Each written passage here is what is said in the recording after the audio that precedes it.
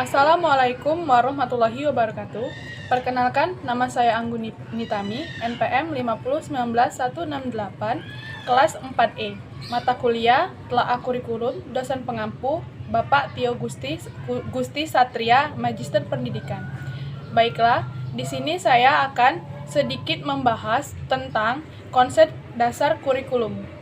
Yang pertama, ada pengertian kurikulum. Yang kedua, pengertian telaah kurikulum. Yang ketiga, prinsip kurikulum. Yang keempat, fungsi dari kurikulum. Yang kelima, tujuan dari kurikulum. Yang keenam, relevansi dengan standar nasional pendidikan. Pertama adalah pengertian kurikulum. Kurikulum adalah kumpulan rencana, tujuan, materi, pembelajaran, dan bahkan cara mengajar yang digunakan sebagai pedoman oleh para pengajar demi tercapainya tujuan akhir pembelajaran. Sedangkan menurut para ahli, dari Dr. Haji Nana Sujana dalam bukunya yang berjudul Pembinaan dan Pengembangan Kurikulum di Sekolah, beliau berpendapat bahwa kurikulum merupakan kumpulan niat dan harapan yang tertuang dalam bentuk program pendidikan yang mana dilaksanakan oleh guru di sekolah. Jadi, dapat disimpulkan bahwa kurikulum juga merupakan alat atau sarana yang juga dirumuskan demi tercapainya tujuan pendidikan melalui proses pengajaran. Yang kedua adalah pengertian telaah kurikulum.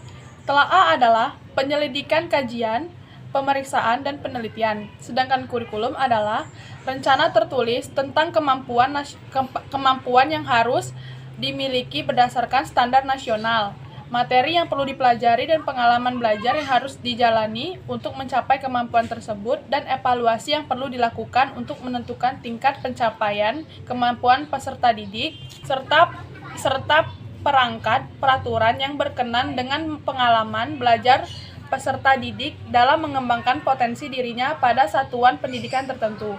Jadi, dapat disimpulkan bahwa telaah kurikulum adalah suatu kajian terhadap kompetensi, materi, evaluasi, serta perencanaan pembelajaran yang dapat dijadikan pedoman bagi guru di sekolah.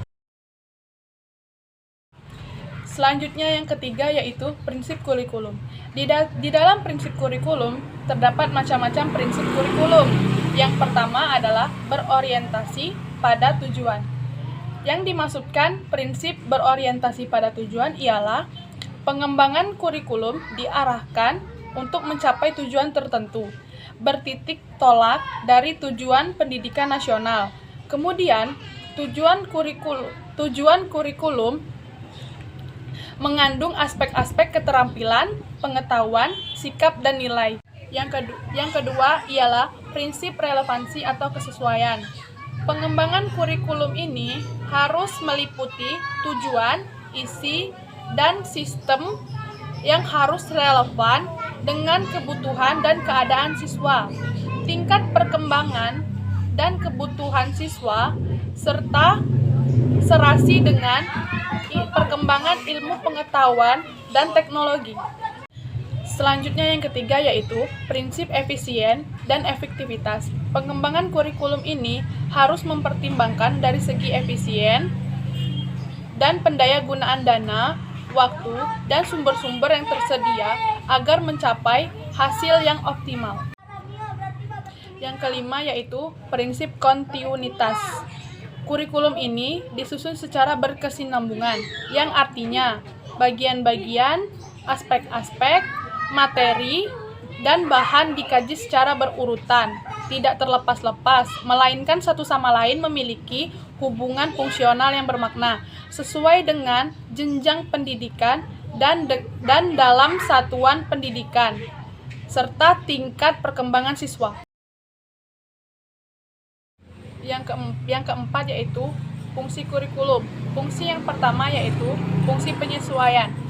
Kurikulum yang memiliki sifat beradaptasi dengan perubahan yang terjadi dalam lingkungan yang cenderung dinamis. Selanjutnya yaitu yang kedua, fungsi integrasi. yaitu kurikulum yang mampu menjadi alat pendidikan yang dapat membentuk pribadi yang utuh serta berintegritas di masyarakat. Selanjutnya yang ketiga yaitu fungsi diferensiasi. Kurikulum merupakan alat pendidikan yang memperhatikan pelayanan kepada peserta didik, yang mana mereka memiliki perbedaan masing-masing yang patut untuk dihargai.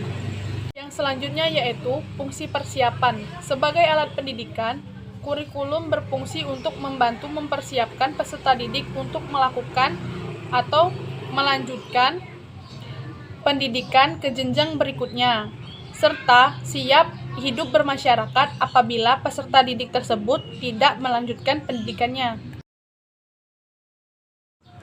Yang kelima yaitu tujuan kurikulum.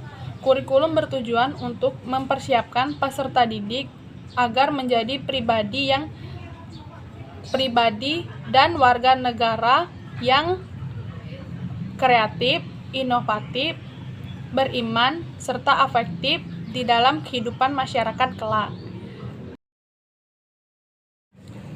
Yang terakhir yaitu relevansinya dengan standar nasional pendidikan.